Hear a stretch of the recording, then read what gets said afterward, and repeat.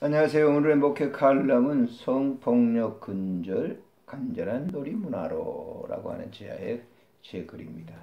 10여 년 전에 중곡동에서 일어난 가정주부 살해는 너무나 안타깝고 큰 충격을 안겨주었습니다. 두 아들을 유치원에 보내고 집으로 돌아온 주부를 치밀한 계획을 세운 성폭력 야수가 숨어 있었습니다. 숨어 있다가 덮쳤습니다. 주부는 소리치며 반항했지만 범인은 무자비하게 그녀를 때려 살해했습니다. 경찰에 의하면 범인 서씨는 밤샘 야동을 보며 성충동에 생겨 치밀한 계획을 세워 사건 현장을 배회하다 아이를 유치원에 보내는 주부를 보았고 그 집에 몰래 들어가 있다 범행했다고 합니다. 하루도 거르지 않고 일어나는 성폭력에 정부도 전자팔찌만 해결할 살 수 없기에 화학적 거세 대상을 확대하기로 했다니 잘한 일인지 못한 일인지 세월이 지나봐야 알 것 같습니다. 왜냐하면 아무리 좋은 정책이라도 단점 또한 있을 수 있기 때문입니다. 이것은 오늘에만 문제가 되는 것이 아닌 것 같습니다. 조선시대에도 성범죄자들이 있어 처벌을 규정했는데 그 규정을 보면 유부녀와 화간했을 때, 양반의 아내나 딸을 겁탈했을 때, 여자를 유혹하여 간통하거나 강간했을 경우, 강간미수 절개를 지키는 여자를 성폭력했을 경우, 어린 소녀를 성폭력했을 경우, 처첩을 종용하여 다른 남자와 간통하게 하는 경우, 관리가 창녀의 집에서 잤을 경우, 외인의 뇌물을 받고 여인을 유혹했을 경우, 궁녀가 외부인 및 환관과 간통했을 경우, 상중에 있으면서 간통을 했을 경우, 고용 노비가 주인의 아내 또는 첩과 간통했을 경우, 승려가 간통했을 경우, 남편이 간통한 사실을 묵인했을 경우, 관리로서 죄수 여자와 간음한 경우,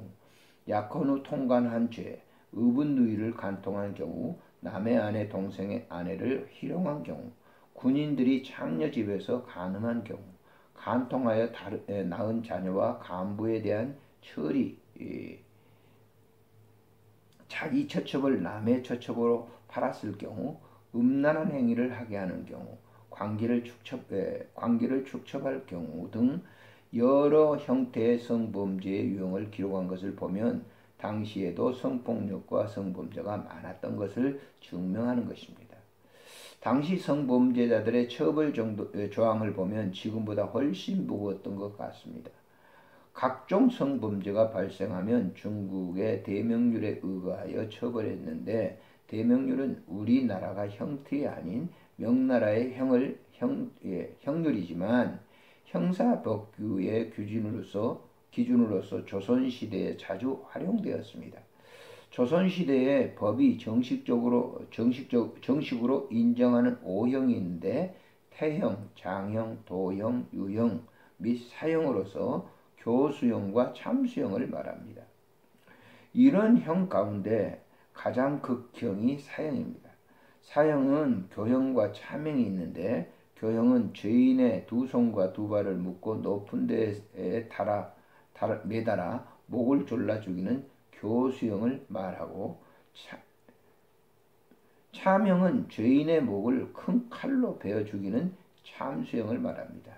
이런 극형이 있었던 조선시대는 치마를 당기고 밥상을 마주 대하는 것도 가능과 다름없다고까지 했습니다. 그만큼 남녀의 성적 문란에 대해서는 엄격했고 성범죄에 대한 처벌이 다른 죄에 비해 상대적으로 무거웠습니다. 또 그 벌은 죄질에 따라 다르나 5형 중 대체로 장형이나 사형 언도를 내렸습니다.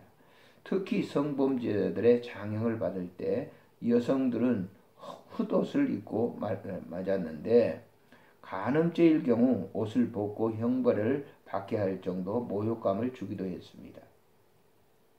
사실 오늘날 성폭력이 급증하는 것은 개인적으로 놀이 문화에 문제가 있다고 생각합니다.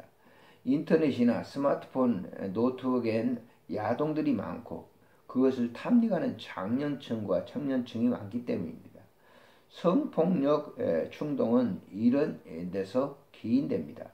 그러므로 건전한 놀이문화를 만들어내는 것이 우선순위라 생각이 됩니다. 올해는 건전한 놀이문화를 위해서 좋은 그런 악기나 기타 다른 좋은 그런 놀이문화에 가입하셔서 배워보는 것이 어떨까요? 안녕히 계십시오.